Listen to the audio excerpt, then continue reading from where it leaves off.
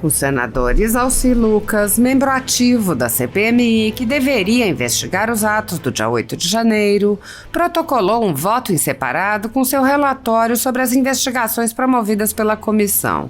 A CPMI agendou para a próxima terça-feira a leitura do relatório da senadora Elisiane Gama, e a expectativa é que a senadora apresente um relatório com a narrativa do governo Lula, enquanto a oposição e parlamentares independentes apresentarão seus próprios relatórios e votos em separado com os resultados das investigações sobre as ações e omissões dos agentes do governo Lula nos atos relacionados ao dia 8 de janeiro. Em seu parecer, o senador Isalci Lucas descreve detalhadamente as atribuições e responsabilidades da Agência Brasileira de Inteligência, do Gabinete de Segurança Institucional e também do Ministério da Justiça. Sobre o GSI, o senador lembra que o órgão tem uma vasta gama de responsabilidades, sendo uma das mais proeminentes a garantia da segurança das instalações presidenciais. Aliás, dentro da estrutura do GSI, a Coordenação Geral de Segurança de Instalações desempenha um papel central. Esta coordenação é responsável por administrar o sistema de proteção das instalações presidenciais. Suas atividades incluem a coordenação da segurança dos palácios e residências oficiais e o planejamento de ações de prevenção a incêndios nas instalações presidenciais. A segurança dessas instalações é vital, pois são locais onde o presidente, o vice-presidente e outras autoridades designadas trabalham, residem ou frequentam. Além da CGSI, a Secretaria de Segurança e Coordenação Presidencial e o Departamento de Segurança Presidencial também contribuem para a segurança das instalações. Ambos garantem a segurança pessoal das autoridades e dos palácios presidenciais. A CSP, em particular, articula ações de segurança com outros órgãos e estabelece bases operacionais avançadas para assegurar a segurança presidencial nas instalações. O GSI, em sua totalidade, trabalha em conjunto para monitorar questões que possam ameaçar a estabilidade institucional, incluindo a integridade das instalações presidenciais. Além disso, coordena atividades de inteligência federal e segurança da informação e presta assessoria em assuntos militares e de segurança. O senador descreveu ainda as atribuições do Ministério da Justiça e da Força Nacional de Segurança a ele subordinada, contrastando-as com as atribuições da Polícia Militar do Distrito Federal. Isalci Lucas descreveu detalhadamente os atos e as comunicações entre as diversas forças de segurança nos eventos que antecederam o dia 8 de janeiro, inclusive no planejamento para evitar qualquer problema durante a posse de Lula, considerando os eventos que estavam ocorrendo na época. O senador lembrou: registre-se por relevante que a ABIN, entre os dias 31 de outubro de 2022 e 1º de janeiro de 2023, difundiu uma infinidade de alertas e relatórios de inteligência acerca das manifestações de insatisfação com o resultado eleitoral de 2022 para diversos órgãos integrantes do Sistema Brasileiro de Inteligência, incluídos, entre outros, o Ministério da Justiça, o Gabinete de Segurança Institucional, a Secretaria de Segurança Pública do Distrito Federal e até mesmo o Gabinete de Transição do governo eleito. O senador Isalci Lucas explicou que, logo após a posse, a ABIN passou a informar sobre o risco de invasões e depredações.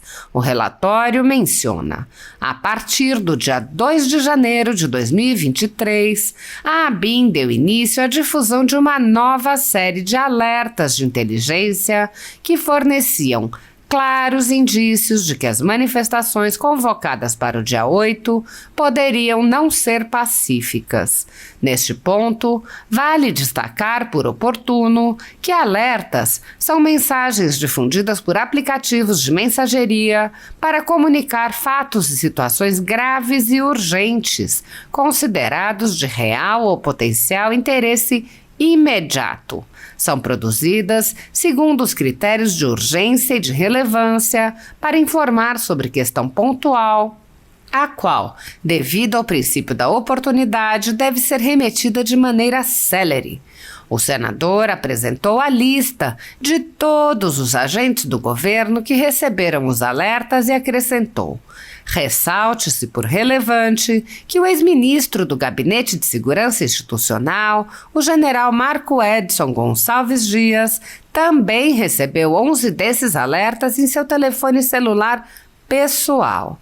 Isalci Lucas ressaltou que houve a confissão de manipulação de relatórios para retirar o nome do general do Lula. O senador lembrou que às vésperas do dia 8, o diretor-geral da Polícia Federal alertou o ministro da Justiça e pediu a mobilização da Força Nacional e que o ministro Flávio Dino editou um decreto autorizando sua utilização.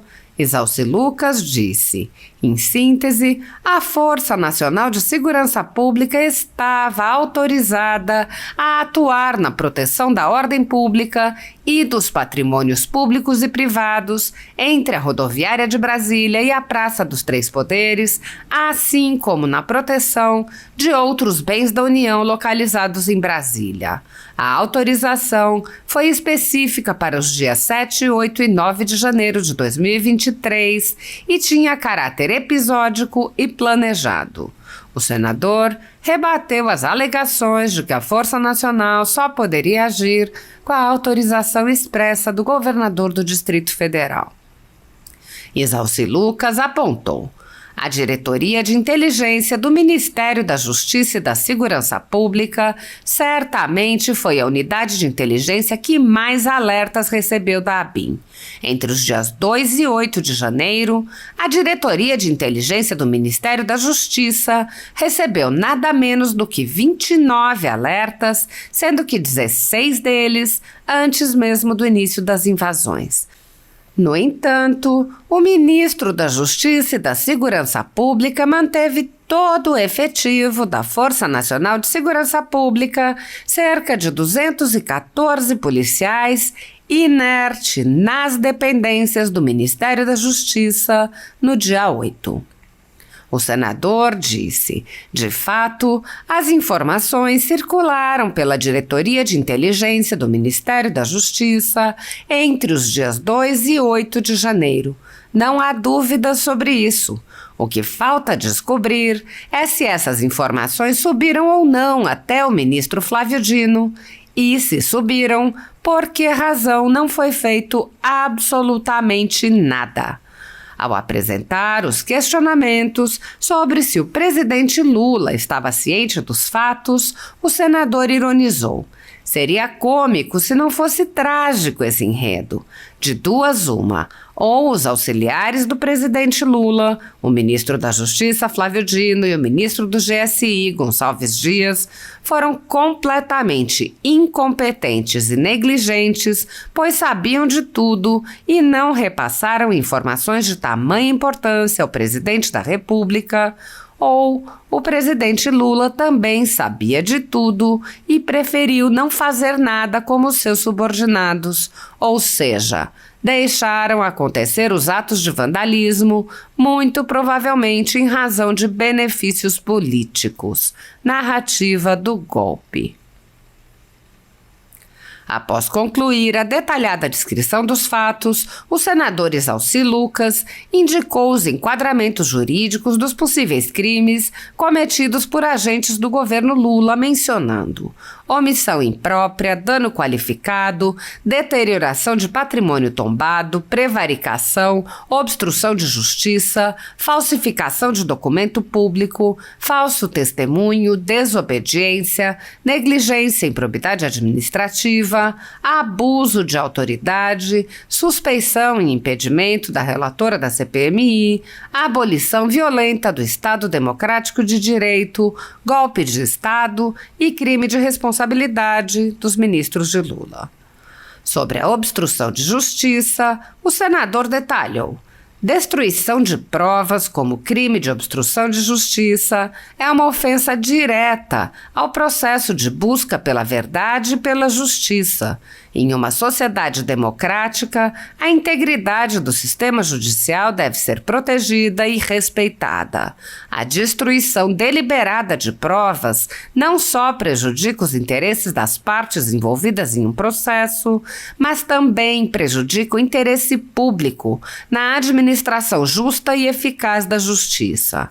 Portanto, a supressão ou exclusão de mensagens de WhatsApp para fins de obstrução de uma investigação judicial ou administrativa poderia, em tese, ser considerada uma forma de obstrução de justiça, mas a tipificação penal específica dependeria do contexto em que a ação foi realizada e dos efeitos que teve ou poderia ter tido no processo judicial ou investigativo em questão. De igual modo, a ação de apagar imagens de câmeras de segurança com o intuito de obstruir uma investigação ou processo judicial poderia ser enquadrada como um delito em diversos sistemas jurídicos, incluindo o brasileiro. Por exemplo, caso a destruição das imagens tivesse como objetivo induzir a erro o julgador ou a investigação, fraude processual, ou se a exclusão das imagens servisse para evitar a captura ou responsabilização do agente ou de terceiros, favorecimento pessoal ou real. Isalci Lucas também explicou o crime de responsabilidade. Em específico, o item 5 do artigo 8º estabelece como crime de responsabilidade não dar as providências de sua competência para impedir ou frustrar a execução desses crimes. Isso significa que o presidente ou ministro de Estado que se abstém de tomar medidas dentro de sua competência para evitar ou frustrar a execução de crimes contra a segurança interna está, ele próprio, cometendo um crime de responsabilidade.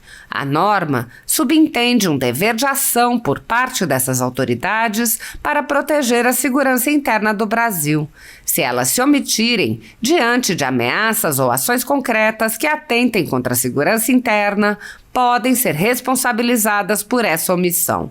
Portanto, sobre o artigo 8º, item 5 especificamente, não dar as providências de sua competência para impedir ou frustrar a execução desses crimes, ele estabelece um dever de ação para o chefe do Executivo Federal ou ministros de Estado.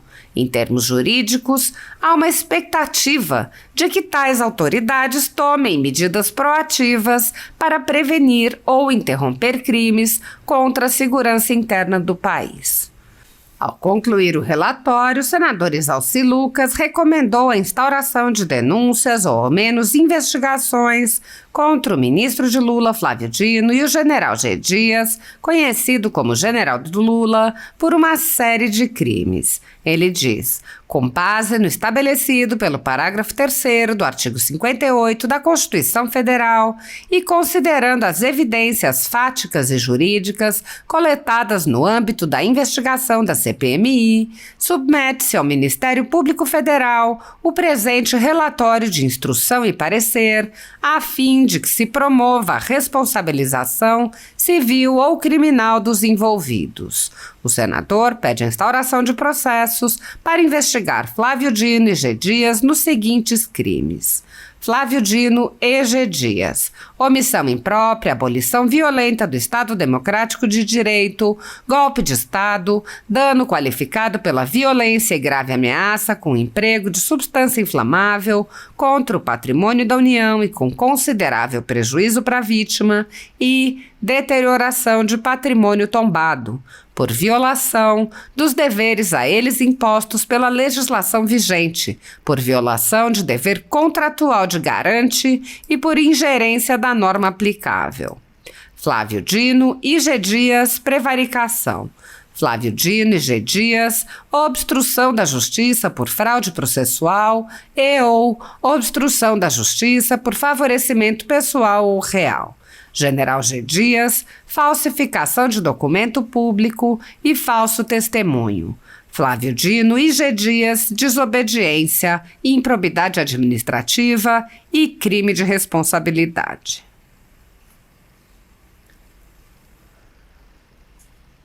Há mais de 10 anos, a Folha Política atua noticiando fatos, discursos, argumentos e denúncias que são obliteradas pela velha imprensa. Nosso veículo de imprensa dá voz às vozes conservadoras, ao anticomunismo, à defesa dos direitos fundamentais e da liberdade de expressão e de imprensa, além de trazer ao público os vídeos dos pronunciamentos de autoridades para que o público possa formar sua própria opinião sobre o que foi dito e não precise depender de relatos de terceiros. Quem controla a informação, controla em última instância a realidade. Grupos monopolísticos e cartéis que se associam com o intuito de barrar informações contrárias ou inconvenientes atuam em conluio com a finalidade de aniquilar qualquer mídia independente, eliminando o contraditório e a possibilidade de um debate público amplo, honesto, abrangendo todos os feixes e singularidades dos mais diversos espectros políticos, controlando as informações. O cartel midiático brasileiro tenta excluir do debate e, em última instância, da vida pública, os conservadores e os veículos que dão voz a essas pessoas. A renda da Folha Política está sendo confiscada a mando do ministro Luiz Felipe Salomão, ex-corregedor do TSE, com respaldo e apoio de Luiz Roberto Barroso, Alexandre de Moraes e Edson Fachin. A decisão confisca de forma indiscriminada todas as receitas advindas do YouTube, indicando claramente que a intenção não é a de excluir conteúdos específicos, mas sim de calar o canal e eliminar o jornal. Há mais de 27 meses, toda a nossa renda é retida sem qualquer justificativa jurídica. O atual corregedor Benedito Gonçalves impôs novas restrições ao canal a pedido da coligação de esquerda que disputou a eleição. Se você apoia o trabalho da Folha Política e pode ajudar a evitar que o jornal seja fechado, doe qualquer valor à empresa Raposo Fernandes por meio do Pix, cujo QR Code está visível na tela, ou por meio do código ajude@folhapolitica.org. Caso não utilize Pix, há a opção de transferência bancária para a conta da empresa Raposo Fernandes, disponível na descrição deste vídeo e no comentário fixado no topo. Há mais de 10 anos, a Folha Política vem mostrando a realidade da política brasileira e quebrando barreiras do monopólio da informação. Com a sua ajuda, poderá se manter firme e continuar a exercer o seu trabalho. Pix ajude@folhapolitica.org.